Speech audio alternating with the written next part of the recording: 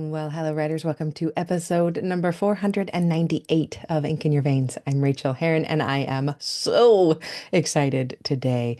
We are here with Catriona Turner. I have been dying to release this episode, and we are talking about TEDx and Catriona's marvelous, marvelous presentation on TEDx about becoming your main character. And I thought it was lovely and gorgeous. The link is in the show notes. You will want to watch it.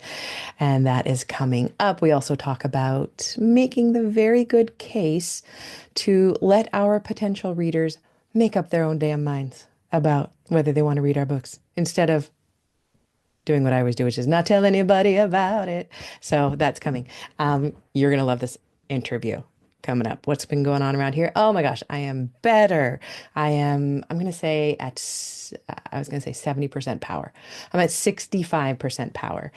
But I'm coming back. And just this morning, I've been working all week. It's Thursday here, but just this morning, I had a great morning, a great morning, just back in the back on the train. And better than that, even, I am really writing. I am into the new book. I have to talk about my love again for the Remarkable Pro, which is that silly tablet that I bought a while back that I love. They're remarkable. You write on it, but the thing is, it's also got like a little keyboard in it. So then you can just be writing and be inspired and then turn it and suddenly you're typing. And I have been getting more words done on that. I don't touch my computer in the mornings. I'm back to doing the thing, which is before I do anything else, I write. And that is technically a lie because there are a bunch of things I need to do before I write, like clean out the cat litter box and feed them because they're starving and let the dog out and wash my face and make one cup of tea. But before I don't even, the nice thing about my vision becoming so bad in the last few years is that I can't even look at my phone in the morning. When I wake up, I can't see my phone. So I'm not looking at my phone, my computer, my Kindle, nothing. The first time I'm interacting with a voice, because my wife is asleep, is my own on the page. And so I am doing the old break the seal technique, which is writing for 15 or 20 minutes just for fun. And then later, it's so much easier to slip back into a little bit more writing. And today I just lost track of time. I got into flow several times. Oh, and it felt so awesome. I'm I'm just kind of giddy. I have been doing this thought work and these thought work exercises around writing. And I don't think I've mentioned this yet, but you are probably the first to know that I am building a new course around it. It'll be a short kind of workshop webinar, maybe a 2 hour course, I'm thinking, maybe 1 hour. We'll see. And it will be on changing your thoughts around writing so that it basically makes writing irresistible, that you can't help but writing. I've been having these breakthroughs on how to do that. So I'm making a little course for it. And I will let you know when it is out. If you are a member of Ink Village, you'll be getting it free because you get stuff for free over in Ink Village. And we're having such a good time over there. If you are interested in joining us, that is at rachelheron.com/Ink Village. And we are writing together and we are talking together on Slack. And I am answering all of your questions in this Q&A format that is just delicious. And there's nothing you can't ask me. And we hang out there. And it's wonderful. I'm loving it. If you are interested in that, rachelheron.com/Ink Village. And down at the bottom of the page, if you have any barrier to entry financially, you can fill out a little form there and it will come to me and we can make alternate arrangements. So don't let the price stop you from asking to play along. I would love to have you. Speaking of other things that you might want to sign up for, Mona McDermott, I don't know why I just said her name like that. Mona McDermott, a friend of the show and a friend of mine, is doing one of her courses, and I have signed up for it. Speaking of courses, this is going to be in May. Did I already close it? I believe it's in May, and it's 6 weeks or 8 weeks. I don't know. I signed up for it. I don't care. I'll be there. And it is about being a fairy godmother to yourself. It's Mona McDermott's Fairy Godmothering class. I cannot wait to take it. It's a very reasonably priced course and it's in Canadian dollars. The link is in my show notes here, or you could Google Mona, Monna, McDermott. It looks like it is spelled McDiarmid, McDiarmid, or just click the link in the show notes and take this course with me. Be a student with me. Let's hang out together and do Mona's courses. Mona's classes are some of the most gentle, beautiful, incredible encouragement you can get. She did not ask me to say this. She does not know I'm saying it on the podcast. I'm not an affiliate. We're not fancy like that.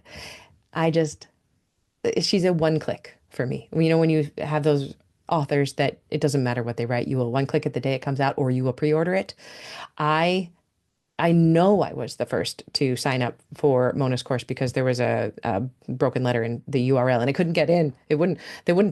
She wouldn't take my money. That's how fast I was trying to get into it. I don't miss her courses if I am physically able to be in the presence of a computer when her courses are out. I do them because they make me a better human being. And you might want to come and do this too. It's going to be wonderful. So that link is in the show notes. I think that is all that I wanted to talk about before we get into Catriona's bio here. And here we go. Catriona Turner is a Scottish writer and editor. Before living abroad, she worked as a high school English teacher. I don't know why I said high school. That's not even in there. She worked as an English teacher in Scottish schools. She has since spent 14 years globally mobile with her family, living in France 3 times, Uganda, Congo, and Denmark. Her first book, Nest, a memoir of home on the move, was published in June 2023, and she is now working on a follow-up memoir of returning to Scotland. Her writing has also appeared in anthologies, and she had a regular column in Danish magazine The International. The TEDx talk she delivered in November 2024, titled Find Your Main Character Energy, is available to watch on YouTube. She now lives in Aberdeen with her husband, sons, a teen and a tween, and a brand new, super, really adorable, because I follow her on Instagram, puppy. Here is the interview with Catriona. You are going to love this. You will be inspired to do your own writing, and please come tell me about it. So glad that you are here. Here we go. Well, I have really been looking forward to this. Will you please share your name and your pronouns with us? Catriona Turner, she, her. Catriona, it's a joy to have you on the show. The last time you were on the show was episode 253, and now I'm almost double that on the show, or maybe Yeah, I exactly can't double believe that. that. I know I can't believe that either. And I think that was 2022. Was that the last? I think that was, you've only been on once before, No, right? No? Because you came on after the nest. it was 20. No, No? I hadn't. It was long before I published. I came on in 2021, it was, Oh, because it was 2 countries ago for me. oh I my was still God. living in Denmark. And, and then when you actually aired the episode, by that time I was living in Paris. I had That's just moved to Paris. right. Um, And now you're back home in Scotland. yes. Yes, so we were 2 years in Paris and now I'm here. And in the Oh my meantime, God. I did publish the book. I think when I was on, I said, oh, next year. And then it took me another 2 years. But Yeah, but it still feels yeah. quick in terms of like the way Yes. time moves. Well, please, we have so much to talk about today. Will you please tell us about your book? We're just going to launch right into it because I love Okay. this book. I blurbed this book. It is, give us a little log line and what is it? Yeah. So Nest, a memoir of home on the move. It's the story of 10 years of my moving around with my family between leaving Scotland, moving to France, first of all with my fiance husband, then he became, and then to Uganda, and then back to France, and then to Congo, and then to Denmark. On the way, we picked up a couple of kids. We made them, and They didn't just jump in the back seat. Yeah. so yes. So the book is the story of losing a sense of home, losing a sense of belonging, the challenges of finding my place in all these different places and between transitions. We were moving, this was all within 10 years.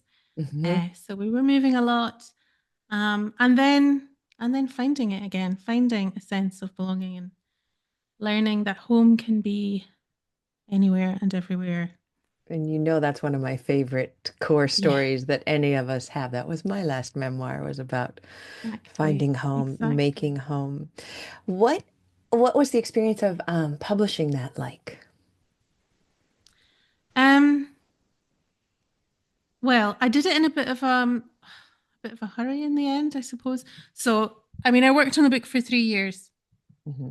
and yeah, from the sort of first version of what it would then become. And when I finally got to the point of making enough progress to hire an editor, give myself the deadline, get it published, we were also anticipating the move, the return back here, back That's to Scotland. brain confusing, isn't it? That must have been weird. Um, well, no, but it just made me think I have to get this book out Ah, before we move, yes. Yes. which happened like a month before we moved. No pressure, no stress. Moving isn't one of the top Yeah. three things ever stressful. Oh, I Yeah. mean, when you've done it 7 times in 10 years. No, it's With still very children. stressful. It's Yeah. still very stressful. And anticipating the return, the move back to what people would assume is home, and knowing that that would be a lot more complicated, actually, in many ways. Um, but yeah, I had this idea. Well, I couldn't possibly publish a book about living abroad when I was no longer living abroad. Which is And now I funny realize, well, I'm and still constantly talking about it. So of course I could have. yeah, Um, but it also was the kind of artificial deadline that I needed perfect. to Absolutely get perfect. to that point of releasing it. Hmm. And so in the end, it did feel a bit rushed, but it was what it needed to be. Hmm. Just You what did it. deadlines are for. You did it exactly right. It's a gorgeous book. The cover is wonderful. Mm. The interior is incredibly, and I'm talking about actually the words inside. The interior is also beautiful, but the book itself, you worked so hard on. You honed your craft. I saw you do it, and you should be really, really proud of it. Oh, How thank are you. you finding readers' reactions to it? My goodness, I'm loving it because there's things they react to that I mean, I guess I hoped was the impact it would have, but still there are specific moments even that they will reference and say, like my turning point in the book. I have a friend who has told me since that when she read it, it became her turning point. Like Oh, that's literally almost the words she used. So, oh, I mean, that's I wanted to tell my story in a way that people could hopefully. I mean, this is what the best we hope the best memoirs should do, or a good memoir is reflect something for the reader as well as the yes, writer's story. yes. Um, I love, when I read a memoir about something that's got nothing to do with my life on the Mhm. surface, and then I learn something about myself. Mhm. And so people have been, yeah, telling me that they've gained that little bit of perspective, that shift, mindset shift, or just also just to realize, oh wait, this is a real problem I'm having, and it's not just in my head or whatever challenge they might be facing. Or, I think that's such a good way of saying it too. And I never think, and I should, but I never think of memoir as self-help. But when I read memoir, mm, it is self-help. It fits into that. There's prescriptive nonfiction, which is a whole different breed of animal. And then we have memoir, which changes people, which is what your book mm. is doing. I hope Yeah. you're very proud of And it. there's a lot of books about living abroad that are more that Right. maybe are a mix of memoir and Hmm. prescriptive nonfiction, and others that are absolutely self-help books and they're really great resources. And I did get some advice early on about, oh, you should put more advice in your book. You should make it, give Yeah. more direct advice to the reader. But I always knew I didn't want to do that because I knew there Hmm. are great resources for people out there. Yep. And I never wanted to pretend to be an expert in anything other than my own story. Yes. Um, And you owned that storytelling.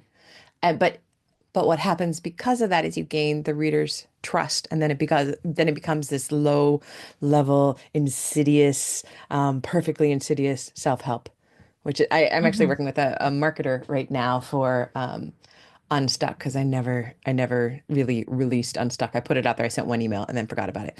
I, just didn't want to do anything about it. So I'm doing this interesting experiment where I'm going to see if I can post launch a book. And she wasn't required to read it, but she did read it, and that's my memoir about moving around the world, and it is not prescriptive in the least. And she came back and we'd already talked about placement in the market, and she said, "Oh, I read it. I think it needs a more of a self-help push when we market." I'm like, "Really?" But there's no help in there. There's just self. Yeah. You know, so a while ago, I was sort of thinking about, and I'm still thinking about it, haven't done it yet. How do I approach my local? I've got my book in some indie sort of Good job. bookstores, but What's hard? not the big, not Waterstones, not Yeah. yet. Building myself up to that one. And I was in there and I thought, let's just have a look at their memoir section and see, where it would sit, what would it Hmm. go next to. And guess what? They don't have a memoir section. What? So they have biographies and Oh. autobiographies. And so all the tables are celebrities, TV stars, mostly people you've heard of or who have some kind of Hmm. notable life to Hmm. write about. And I was like, okay, but so wait, where's Eat, Pray, Love? Yeah. Which is one of my comp titles. Yeah. Very grandiose of me, but it is. It is, yes. It's in the self-help section. Is it? And that's pure memoir. It's pure memoir. There is nothing Yeah. self-help about that. That is fascinating. But how good of you to know that so that when you do that pitch, you'll know where it goes. You will be able to classify this to them as this is part of your self-help section, self-help memoir. There we go. Hmm. Let's just claim it. Yes, Okay, so let's work on this together, yeah. you and me. All right. Speaking of I'm telling still like having stories, this yeah, resistance right now of saying, yeah. I'm not here to help it. I can't help anyone. It's not up to me to help people. I'm just telling my story. But Isn't you're that right. interesting? But Yeah. we're all right. We're given this gift for a reason. And Hmm. you needed to bring that book into the world for a reason. And it's so easy to say this to somebody else. It behooves you to make sure that people get it when they need it. You know? Yes. That's I your, feel that is so hard, and I've been actually saying that out loud to people lately. It deserves to reach more people. yeah. People need the choice to Yes. read it. Give them And the choice. You're not I've going to also make been anybody telling read myself it. that, yeah, when you're marketing your book, you're telling people this is a choice you have, and they don't have that choice if you don't tell them. So yeah, That's it's a hard, but beautiful and simple way to put it. I'm writing that down so that I can think about that later because you must present them with the choice and you don't mhm, have to worry about making them do one damn thing. exactly, All right, exactly. speaking of telling Everyone else is stories, adults. you have done a really interesting storytelling thing Hmm. recently. Can you talk us through? I want you to like basically start at A and end at Z. Talk us through, or An end at X X and perhaps. X. Yeah. And tell us, and this is not X for naughty, this is X for TEDx. Yes. How was that idea born? I'm going to link the TEDx talk in the show notes and everybody must go see it. But start at the top and walk us through. Okay, so the top strictly goes all the way back to when I was living in Denmark, and some friends. There was a TEDx event in Odense, which is a city in the middle of Denmark, Hmm. so about an hour and a half from where I lived, which is quite far in Danish terms. and and I thought, oh, that seems like a cool event. Pity it's not in my town. And then on Instagram over the few days, I saw, well, it was a 1 day event, but over the few days afterwards, I saw people I knew from Copenhagen, people I knew um, from other parts of Denmark. So a few of them had gone there, and they just looked like they were having such a good time. And one of the speakers was an author who'd written about living in Denmark as a British person, and someone I'd been following for a while, and they all had a drink, and I just thought, oh, that looks so fun. I want to be in that gang. And so the following year, I had a ticket for TEDx Odense, but the following year was 2020. Oh. And so it didn't happen. So ever from that point on, I had this idea. I really want to get to a TEDx thing because it just looks like a great way to connect and, you know, make new kind of. It just looked like they were bringing lots of new energy into whatever they were doing Hmm. with these connections. And so from a distance, I saw that TEDx Aberdeen events were happening, and so I was following it. And really, from then, over the 2 years we were in Paris, I knew we would be moving back here. So I was like plugging into all sorts of creative accounts and communities and following them, including TEDx Aberdeen. And so when they announced last June the event in November and they were looking for pitches, I just dived straight in. I didn't hesitate. Had you already had the idea, the concept for the pitch, or did you say, okay, now's the time to really nail it down? No, I didn't. The theme was identity, so I was just waiting Ah, to see what they would be doing. yep. And funnily enough, I didn't quite instantly think, "Oh, that's a theme for me." And it was a friend who said, "Well, that's perfect for you." And I That's said, hilarious, "Oh, Katrina. really?" I was thinking, "Oh, connection, community." I don't know, Identity change. is I per mean, is it's you, is everything. everything. Yeah. But somebody said, "Oh, that's exactly your story." So, yeah. So I pitched about my loss of identity and how I figured it out again on the move. And ultimately, what it ended up was is a potted version of the story in my book. But But with such a creative angle, and it's really everybody should go watch this. Um, it's the writer's journey, and you actually use writing words. This is the story of becoming the main, but being the main character, mhm, and nouns and verbs and how they differ as you use them, and it is mhm. absolutely beautiful and goosebumpy. You, I think I read this in your newsletter, which people should get on, and I'll put a link to that too. Um, you didn't do the TEDx experience exactly like everybody else does with like the filming yourself, practicing. Tell us about that. Well, I did do lots of Yeah, practicing. of I course. just, I Obvious. It just, was obvious. I didn't, I just didn't want to film myself, and so I didn't. That's so And smart. we had this amazing process of preparation and training, which not every TEDx event has, but we had these guys here in the city who run a consultancy. They do storytelling for business pitching, and Ooh, they go into companies and train people and like how to make their pitching for business like more dynamic and engaging and make it into storytelling. wow. So they were doing this pro bono for TEDx, and they led the cohort through their kind of training, a kind of potted version of it, and then gave us loads of mentoring.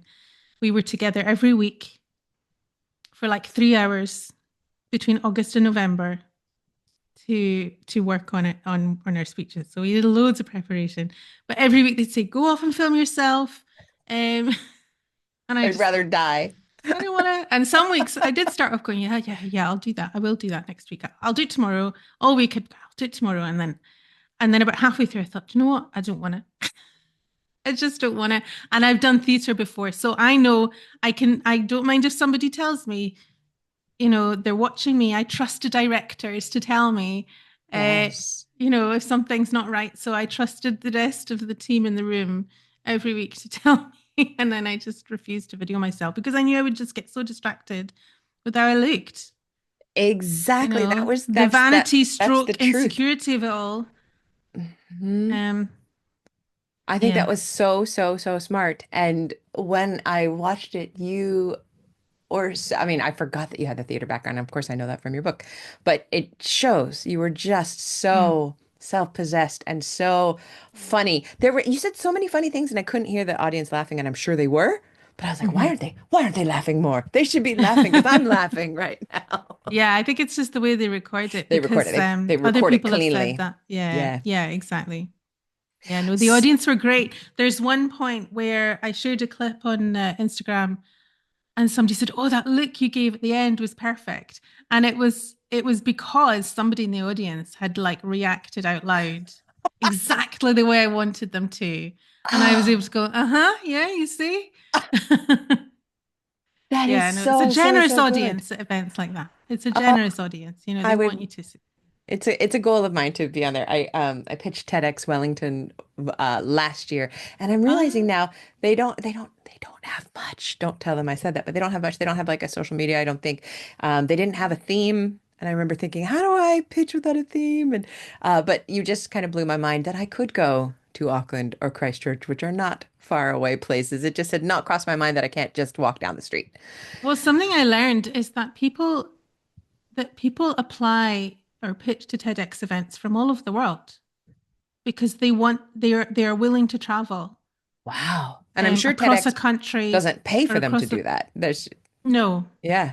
People want it Wow. on their CV, they want it on their bio. Yeah. So in our event, everyone was local, Yeah. um, and it was brilliant. You know, we really felt part of Oh, that something. was my In the question. community. And it did turn out to be well, it sounds like it turned out to be a good way to connect, which is what you were hoping for. Yes, yes, yes. Oh, do you know what? It was brilliant because after living abroad, you know, you get into all these situations where you're living somewhere temporarily. You rely on international community. You rely on other newcomers, and everyone's like really keen to do different things and do new things and make new friends quickly. And that's not, you know, in most places, that's not, you know, how people operate if Right. they've lived in the same place their whole life, because why would they have to? Um, but this group of people, people who want to do TEDx talks, are people who want to do different things, you know, smash Connect past their quickly. limits, connect quickly. Yeah, so it was like a whole new group of friends. Honestly, sometimes it felt like we were on a really cool reality show. Um, But not because, you mean. know, we were Right. there every week. We were doing our thing. We had a challenge. We, you know, rose to the challenge. We gave our, you know, practiced our talks to each other. We got our feedback, and then nobody got eliminated. We were all just still there next week, you know, getting better, going on our journeys. And you don't have to say goodbye to them. It doesn't come built in with the So, same goodbye. You're all still living in the same area. You know you're not changing jobs and relocating around the world again. How cool is that? yeah, so Oh, I do recommend, if once people have watched my talk, if you should watch the other talks as well, because the thing I about love talks. identity and the thing Yeah. about the theme is really we were all telling the same core story Hmm. of I got lost. I lost myself because it was Mm. storytelling rather than just giving, you know, inspiration. It was storytelling. We were really helped with honing that side of it.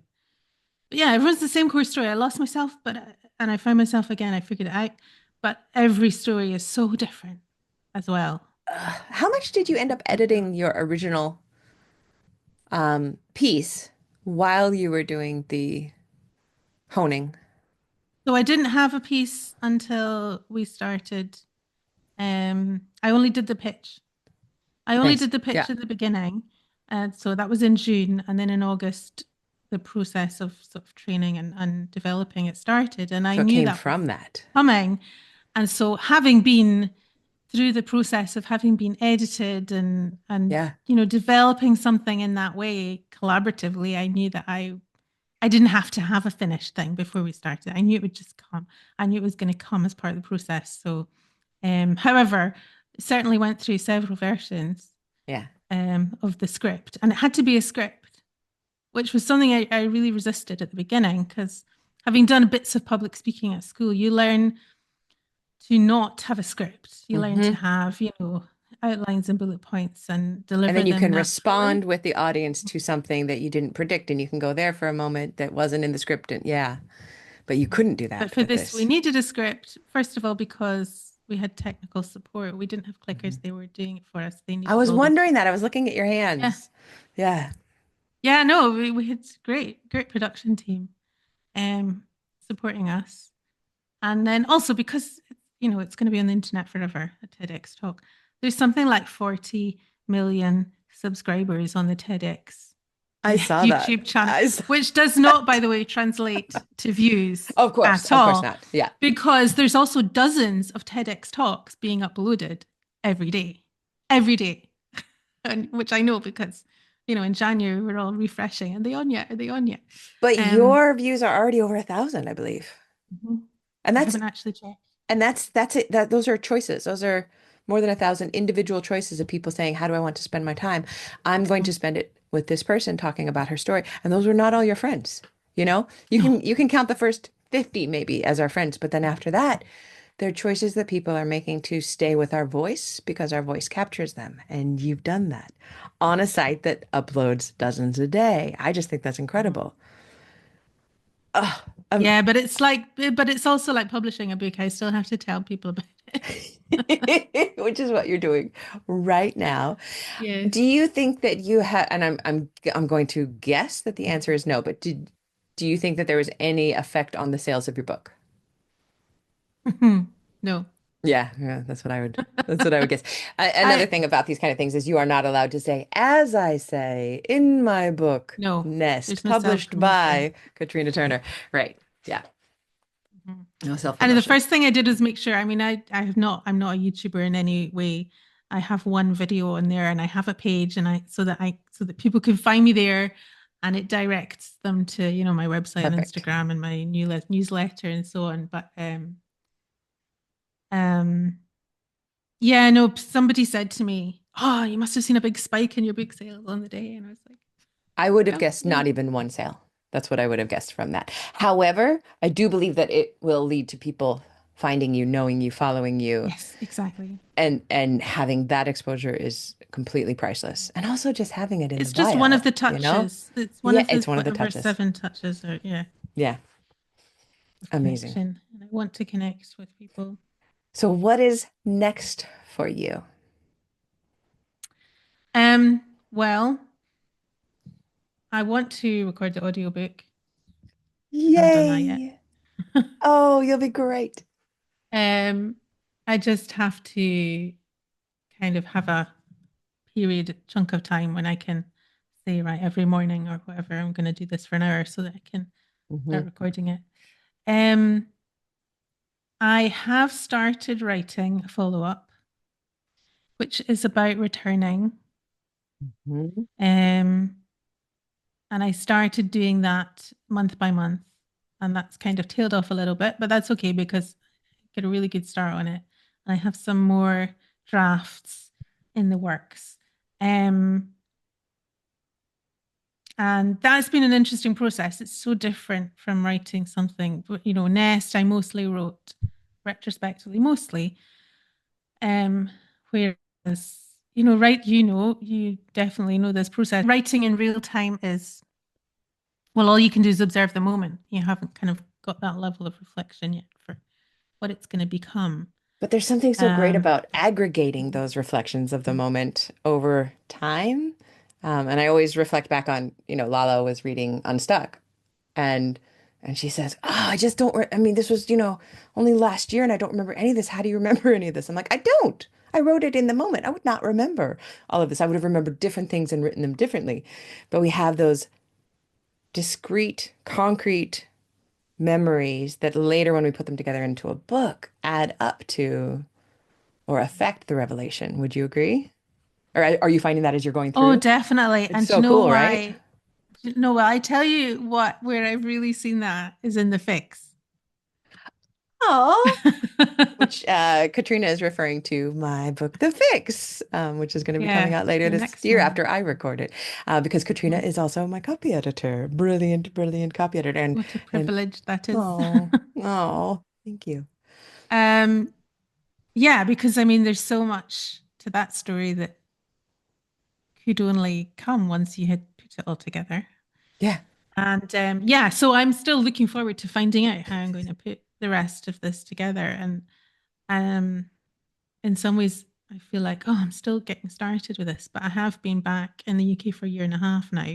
A year and a half? It Um, seems like you just got there. a bit Oh my more God. actually, a bit more. Wow. Yeah. And yeah, I still trying to figure out a routine. We've got to renovate this house. We've got we've just got a puppy. A Um, beautiful puppy. You should yes, follow Catriona on Instagram. I know I haven't done too much puppy spamming yet, actually, but probably will. There's, I have a 12-year-old and a nearly 14-year-old. Um, so yeah, it's just going to happen when it's going to happen. But Mhm. I did start that. I was very deliberate when we first came back because I knew that if I said, "Oh well, I've just moved, we're into a kind of new house. We've had the house for a while, but this was our first time living in it full time."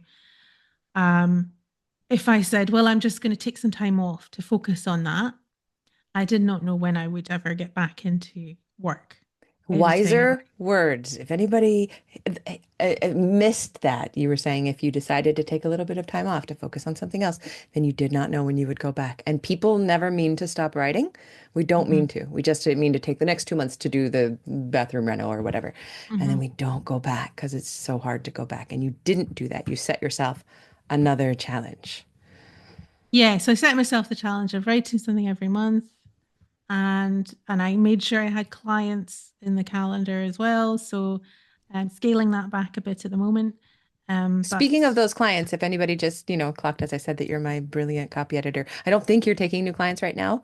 I'm not taking new clients at the moment But if they ever wanted to because of all the know things. if you were taking new clients, they should probably be on your mailing list.